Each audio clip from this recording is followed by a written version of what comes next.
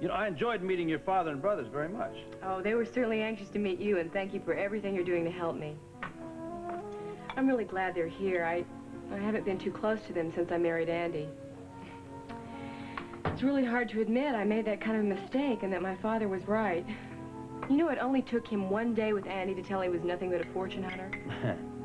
He seemed like a pretty shrewd guy. I know I'd hate to be opposing him in a business deal.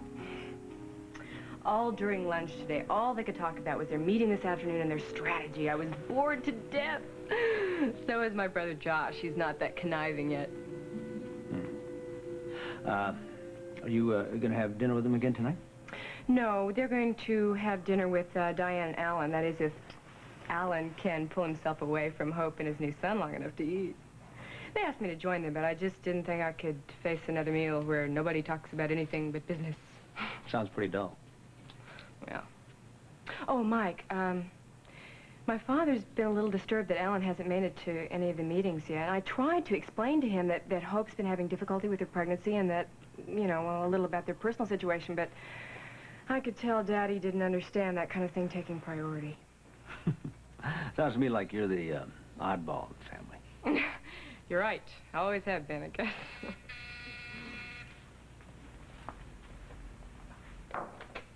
Yes? Oh, yes, send her in. Another dynamic business individual, Vanessa.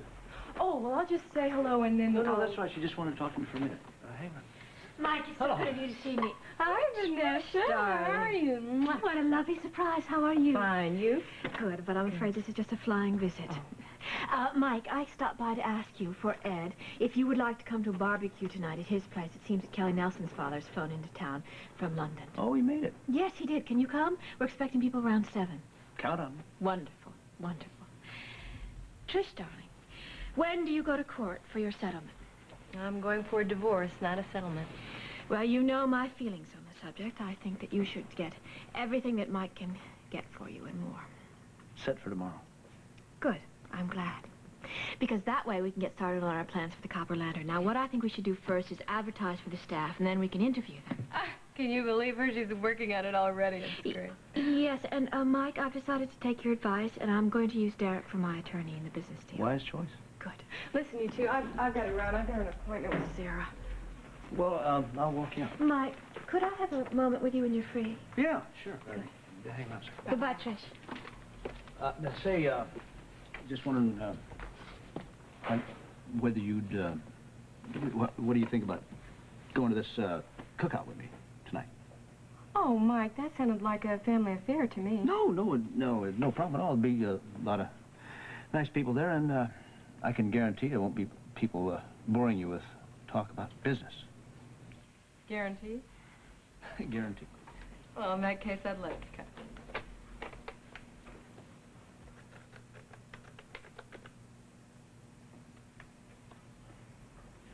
Now, what was it you wanted to say to me? Oh, I was just going to use your phone to call Daddy and find out why he hasn't been in the office. That's right. Go right ahead and help yourself. Oh, that's all right. I'll call later from my own office.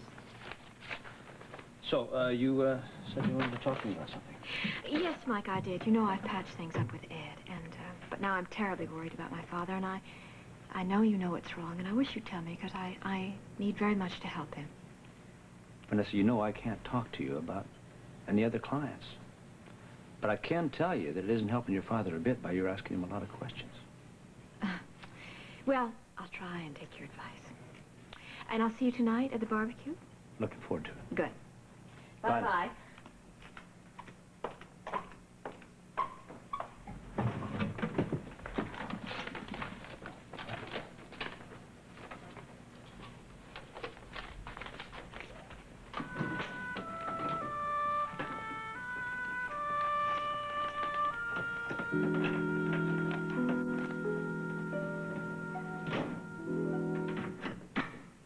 Justin, I hated coming here and telling you this, but since Diane's threat also affects Philip, I felt that I had to, and right away.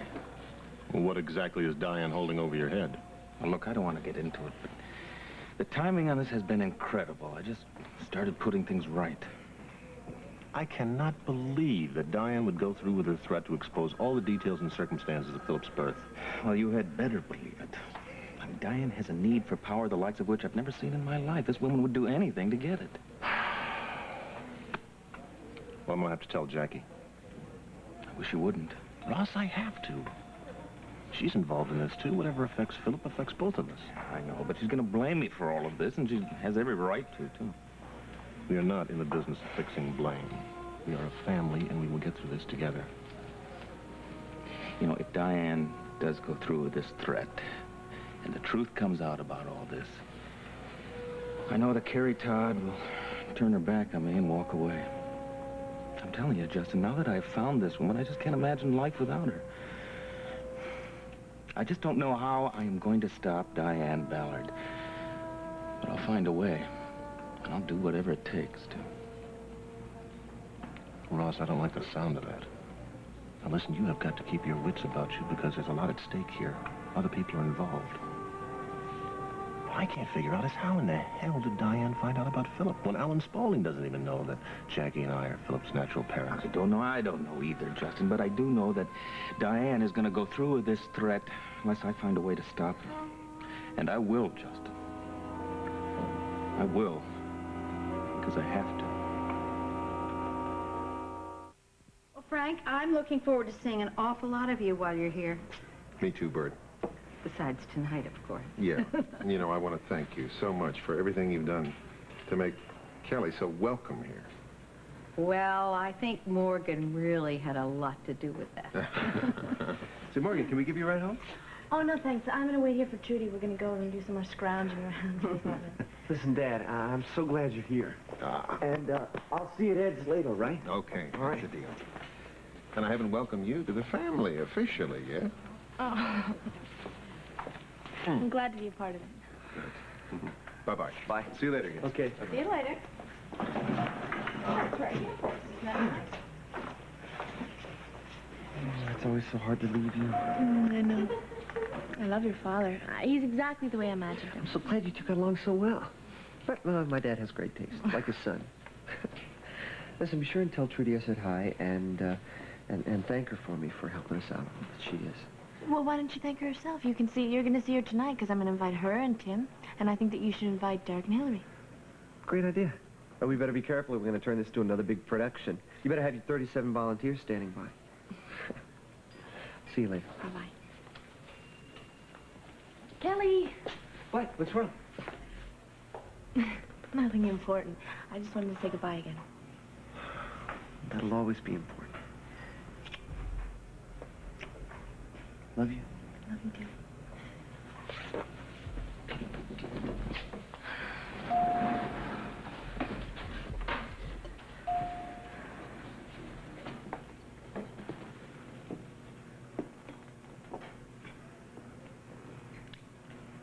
Morgan, I think it's time we had a talk, don't you? And we have got to think this thing through calmly and not panic. It's rather hard not to. Look, without going into details, I mean, how dangerous is this thing that, if Diane exposes it? Look, Diane wants me to do something that is totally illegal. If I go along with it, I could very well find myself in prison. For God's sakes, Russ, don't do something foolish and find yourself committing a criminal act to pacify Diane. I won't do that. I can't do that, Justin. But the thing of it is, I don't know how much time Diane is going to give me before she starts pulling in the rope. Listen, I got to get out. You know, I really dread going to this meeting this afternoon and sitting there with Diane as if we were the best of friends. All right, now, look, I want to talk to you about this again. We'll go all through it, but first I've got to talk to Jackie. I just hope Jackie can forgive me, putting your necks and Philip's in the same noose as mine. I know what you're going through, Katie, but why did you talk it all out with Sarah? She's really helped me. I know she's the best there is. But I just have too many things that I have to deal with on my own before I can sort things out enough to talk about them. Tried to write Andy a letter last night, just to kind of get things off my chest, but I ended up tearing it up. I just have to learn not to blame him. I just have to get my life in order. Oh, I know exactly what you're going through and how awful it feels. Believe me, I'll be so relieved when my divorce is final. Katie, it may be too early for you to believe this, but meeting other men eventually will help. I think meeting and trusting other men is going to be awfully difficult. But that's what you've got to fight the hardest. And I'm speaking from personal experience.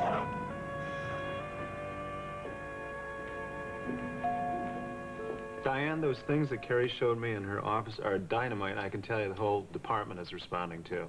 Oh, yes, Carrie has made a big hit with the whole staff. Well, if you will excuse me, I'd better get into the Lewis meeting. I don't know where Ross is, but Henry and Vanessa went in a few minutes ago, and I really don't want to give them too much of a head start. I'll see you later.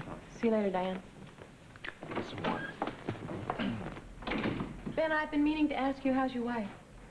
Oh, well, Jennifer says that there's been a slight improvement since she's been talking to the psychiatrist that Alan called in. But Ross could probably answer that question better than I can, since Amanda seems to trust him so implicitly. Okay, Ben. I just can't seem to let that one pass. I happen to know for a fact that Ross is doing everything in his power to correct what was ever responsible for the hostility between the two of you. I'd really like to see you meet him halfway.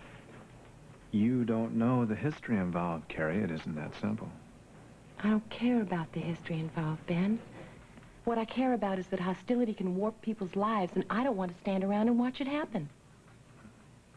Well, I've already heard from a few people that there's been a change in Ross. If you're responsible for it, I'll give you the credit. Don't give me the credit. Give Ross the credit. People can change, Ben, when they want to. No, I'm not saying that they can't, but I just heard something from Diane which gives me some rather serious doubts about Ross's ability to change. Ben, do you really think that Diane is the best person to judge that for you? Don't you think you could have a conversation with him yourself and make your own decision? I intend to do just that. The only thing I can tell you is that from my experience, I found Ross Mollard to be a very kind, considerate, and loyal human being. And whatever happened between you and Amanda and Ross is past history. And I've always found the best thing about past history is to examine it for the lessons you can learn, and then forget about it. Ross, Diane just went into the meeting, and she's anxious for you to join her. Yeah, I'm on my way. I just need my notes. You look tired. I am. Do you want a dinner at my house? Sounds fantastic, yes. I'll call you later. Ben, I'm really glad to see you. So long, Carrie. Thanks for everything.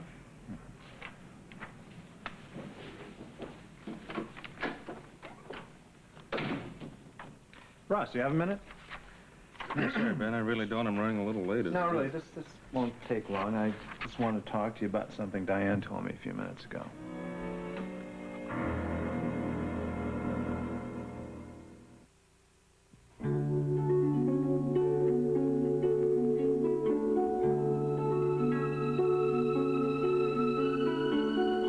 This has been the award-winning Guiding Light.